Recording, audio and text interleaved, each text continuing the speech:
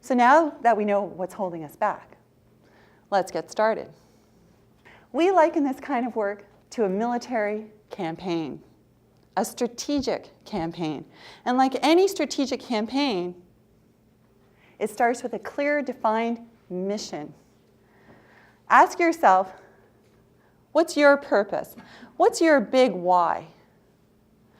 What's going to motivate you to blast through the obstacles and insecurities that inevitably will come up for you as you approach this new door of opportunity?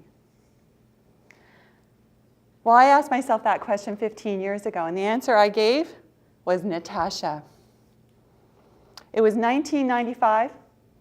I left a brief marriage with two things: my daughter Natasha and a mountain of debt.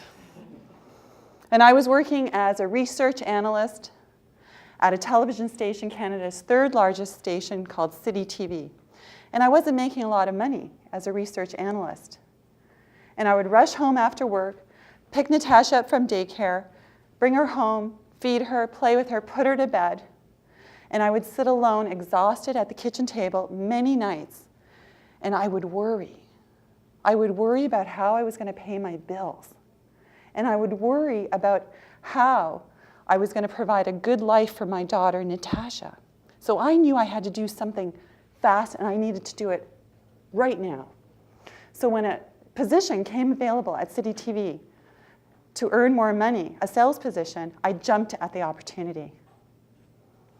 And when they handed me my $1 million quota, well, my fear level was here after the divorce. When they handed me my $1 million quota, it went through the roof. But I was grounded in my big why, and that was Natasha. And I got over my fear, and I kept going. But a lot of people feeling that kind of fear might shut down, might turn tail, might go back to something they were comfortable with. But because I had my big why motivating me, I was able to find the answers.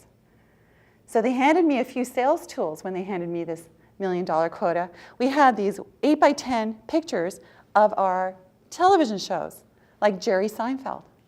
I had a great picture of Jerry Seinfeld smiling at me.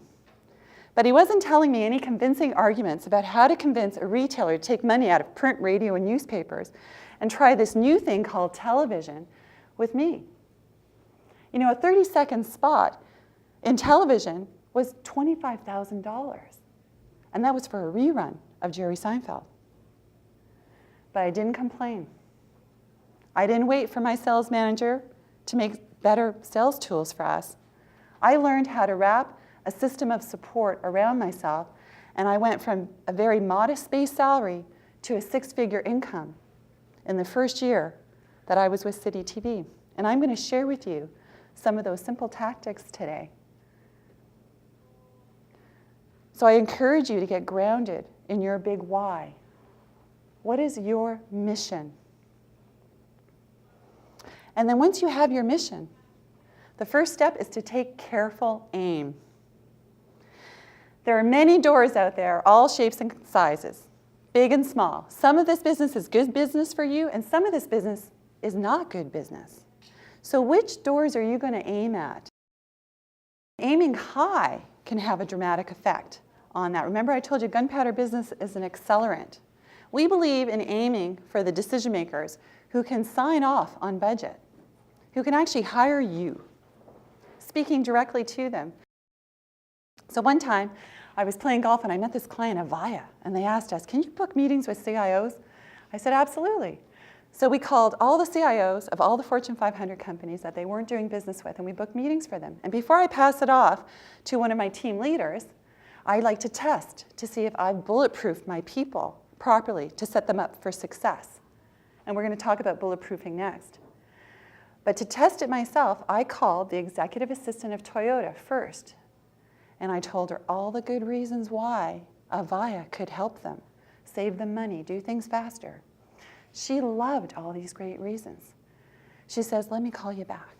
I hung up. 2 minutes later, I got a call from the executive assistant of the CIO booking me, my time, with Avaya. So that's the power of aiming high. And when you bulletproof yourself fabulously, it can happen that fast. Not always, but it can.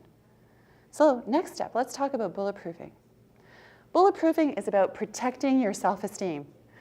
I grew up with pretty low self-esteem. When I went into sales, I did everything I possibly could to protect it. And I protect the self-esteem of my people as well by giving them great tools. And the foundation of bulletproofing is knowledge. It's understanding how do you add value to your clients. Put yourself in their seat. Ask yourself, what are they bonused on? What are their risks? What are they rewarded? What are their struggles? What's in their planning this year? Ask those questions and speak to them in that language, their language, not yours, right? That is the key to bulletproofing. Far too often in the marketplace, I see companies hire a magic bullet. A magic bullet is a high-end sales rep who's had tremendous success in the past. And they hire this magic bullet without any support systems in place. And even a magic bullet can go down if they don't have success in the first few weeks of doing a new thing. Does anybody remember riding a two-wheeler for the first time? Did you have any training wheels? You know, those training wheels? I didn't have any training wheels. But these days, young kids, I see families put them on this two-wheeler, and I think these support mechanisms are great because the child gets to be confident, you know, on this new thing, this new big two-wheeler bike, right? Remember the first time you rode that bike, how confident you were? Well, it's the same thing with the sales process, right? These companies hire these magic bullets with no support systems. I'll give you an example. One time I was working with a software company, and they hired two magic bullets, myself and my colleague, we'll call him Fred, okay? And in our first year, I went to 50 Fortune 100 companies, 50. Fred went to 2. What do you think happened to Fred? He wasn't with us the next year. Fred couldn't get to first base. Fred was tremendously successful, and that's the sad part of this story. He had a history of success, but I see it time and time again. Companies, large and small, don't have a system in place to support the new person or this new initiative. And they kind of set you out there and you're on your own.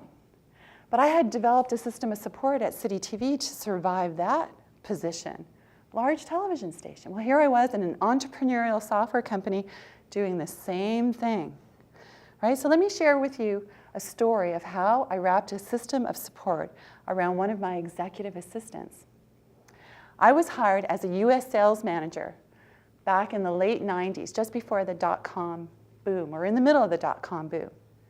And I was hired to bring on 102 new accounts in 1 year.